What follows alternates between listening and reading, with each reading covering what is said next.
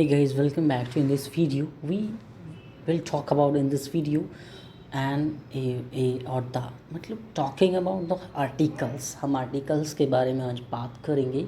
और articles basically होते क्या हैं. देखिए, जहाँ पर हम आर्टिकल्स की बात करें जैसे वॉबल्स वगैरह होते हैं, आर्टिकल्स वैसे ही होते हैं. आर्टिकल्स होते हैं तीन, जैसे ए, एन और दी. यूज़ क्या है बहुत आसानी से समझेंगे एग्जांपल्स के साथ. जैसे एक छोटी सी इसमें डेफिनेशन है. An article is the word is used to modify और introduce a noun either an identify or identify. In English, there are three articles like a, an, and the. A and are indefinite articles are used to refer to specific nouns, while the is the definite articles is used to refer to specific noun.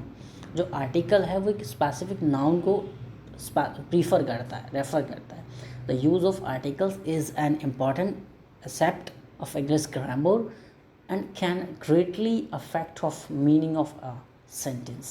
ये इस तरीके से काम करते हैं. चलिए देखते हैं एक आर्टिकल होते क्या है. In this video first article is here like a. एक आर्टिकल है. आर्टिकल ए वहाँ आता है जहाँ पर हम वॉबल्स की साउंड नहीं आती है. जैसे she ate a sandwich for lunch. उसने एक लंच में जो है एक सैंडविच खाया. And he has a dog named Marks. उसका एक कुत्ता है जिसका नाम मार्क्स है. I need a pencil to write this note. मतलब मुझे पेंसिल की ज़रूरत है एक नोट लिखने के लिए. यहाँ पर जितने में भी ए आ रहा है ये एक आर्टिकल है.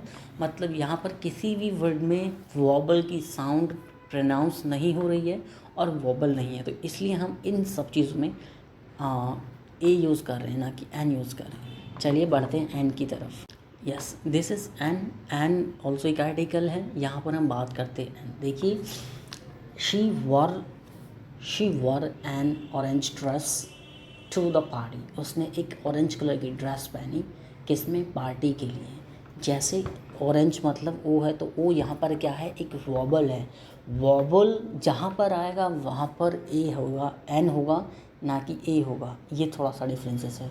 देखिए, he has an appointment with the dentist today.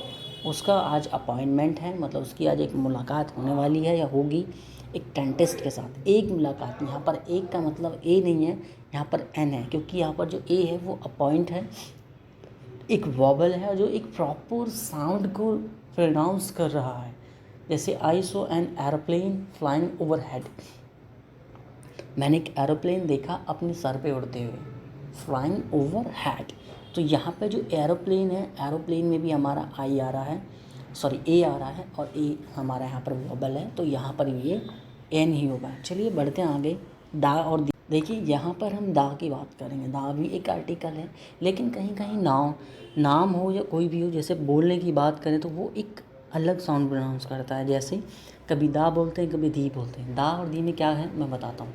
जैसे the cat is sleeping on the couch. मतलब यहाँ पर जो कैट है वो एक नाउन है और ये स्पेसिफिक बता रहा है कि वो कैट उस बेड पर बैठी है, तो दा लगाएंगे. The cat is sleeping on the couch या फिर सोफ़ा. ओके गाइस, सोफ़े को काउच बोलते हैं. नेक्स्ट है please pass me the salt and paper.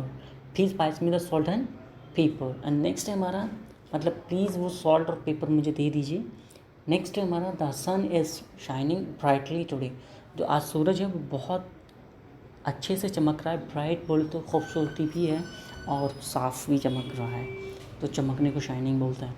तो यहाँ पर जो हमारे कुछ ऐसी चीज़ें इनको स्पेसिफिक होते हैं, जो स्पेसिफाई करते हैं, वो दा लगाते हैं.